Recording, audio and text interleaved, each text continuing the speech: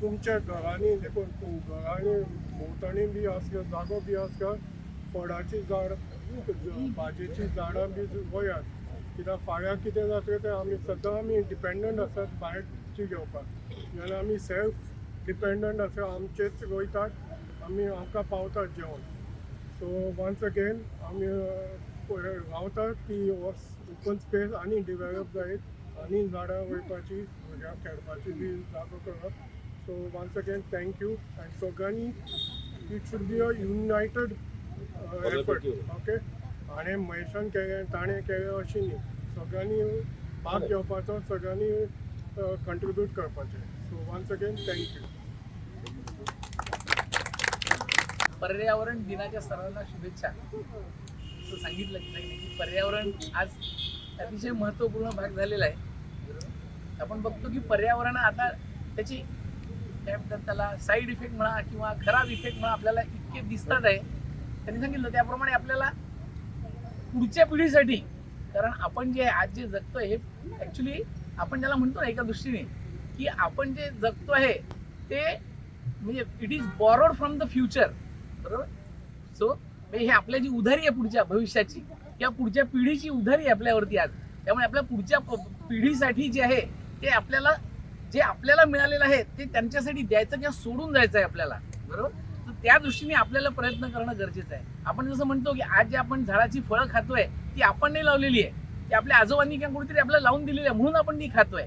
तर त्यामुळे आपण जे खातोय त्याच्यावरती हक्क आपला नाही आहे पण तरी आपण तो खातोय. त्याचप्रमाणे की आपली आता कर्तव्य भावना म्हणून आपल्याला कुठेतरी दुसऱ्यांना ज्या पुढच्या पिढीला आपल्याला काहीतरी द्यायचं आहे. तर आपण असंही म्हणू शकतो की आपण आता बघतो की सगळीकडे की झाडं जी आहेत झाडं लावतात म्हणजे झाडं हा लावणे हा एक नित्यनियमित कार्यक्रम झालेला आहे. पण आपण काय आपल्या अगाई इस्टेटमध्ये असं करू शकतो कारण काय आता आपण झाडं एक त्या दिवशी लावतो एक रिच्युअल म्हणून एक आपण त्याला लावतो नंतर विसरून जातो.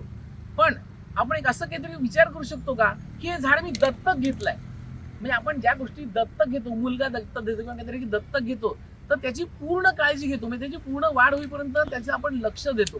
तर त्याप्रमाणे आपण हे जे आपलीच एरिया आहे आणि ही झाडं सुद्धा आपणच लावलेली आहेत तर आपण या झाडांना एक दत्तक म्हणून घेऊ शकतो की आता हे झाड मी दत्तक घेतलं बरं मी लावलं म्हणजे मी दत्तक घेतलं तर मी आज नाही की मी आज याला फक्त आज लावलं आणि त्याला सोडून गेलो तर काम याला दत्तक मी याला पूर्णची वाढ होईपर्यंत तो स्वतः इंडिपेंडेंट आपण मुलाचं दत्तक घेतो मुलगा इंडिपेंडेंट होईपर्यंत आपण त्याची काळजी घेतो. त्याप्रमाणे ते झाड स्वतःहून जोपर्यंत वाढत नाही की त्याला त्याच्यानंतर आपली काळजीची गरज नाही तिथपर्यंत मी त्याला वाढवू शकतो किंवा काळजी घेऊ शकतो का असा पण काही विचार करू शकतो का याची बद्दल आपण विचार करू शकतो.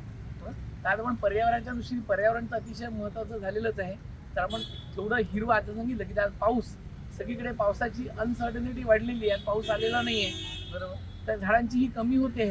चायनाचं आता तुम्ही जर का बघितलं असेल की चायनानी जे आहे चायनानी they have planted some 3 billion trees म्हणजे गोबीचं वाळवंट जे आहे ते वाळवंटाची वाढ थांबवण्यासाठी त्यांनी एक जसं आपण म्हणतो की ग्रेट वॉल ऑफ चायना जसं ग्रीन वॉल ऑफ चायना त्यांनी बनवलं म्हणजे पूर्ण झाडं लावली त्यांनी ते वाळवंटाची जी आहे ती वाढ जी आहे ती रोखली आहे बरोबर. म्हणजे चायना इज ऑलरेडी डुईंग म्हणजे त्यांनी आपण ते केलं आहे म्हणजे आपल्या इथे तर ऑलरेडी भारतीय संस्कृतीमध्ये आपल्याला जे आहे ते झाड आणि पर्यावरणाविषयी आपल्या संस्कृती म्हणजे हाडा मासा DNA मध्ये आपल्या असं म्हणता येईल बरोबर.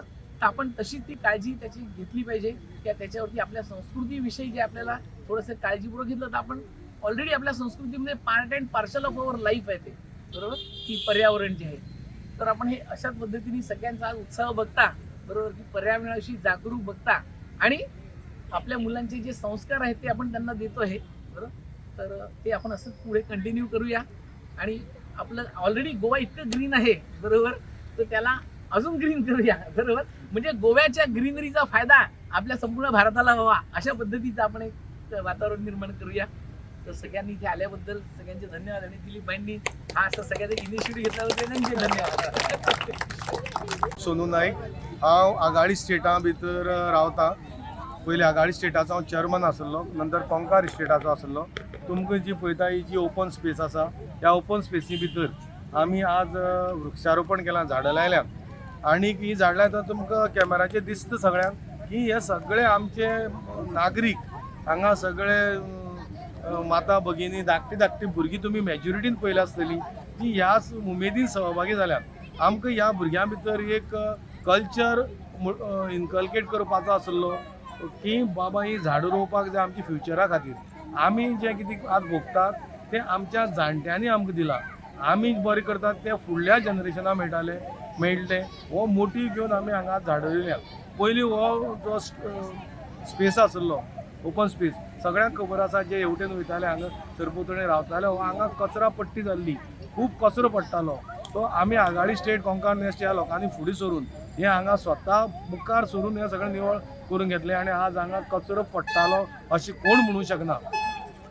हांगा आज झाडां रोवपाक सांगली जाणट्यांक, भुरग्यांक आनी महिला वर्गाक. आत्तां पावस पडना म्हणून सांजे वेळा 6 वरांचेर आमी हें केलें आनी जी आज आमी झाडां रोयल्यात ती ह्या सरभोंवतणच्या सगळे आमी रहिवाशी सगळ्यांनी वांटून घेतल्यात दीस. आमी एक दीस ही झाडां शिंपतले आनी ही झाडां सादारण व्हड जावन स्वता जगतली अशी परिस्थिती जाय मेरेन आमी ही झाडां जपतले अशें आमी आज सगळ्यांनी ठरयलां.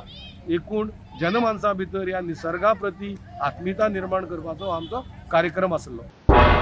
तुम्ही पळयतात गोंयकारपण, गोंयकारांचो गोंयकारा खातीर.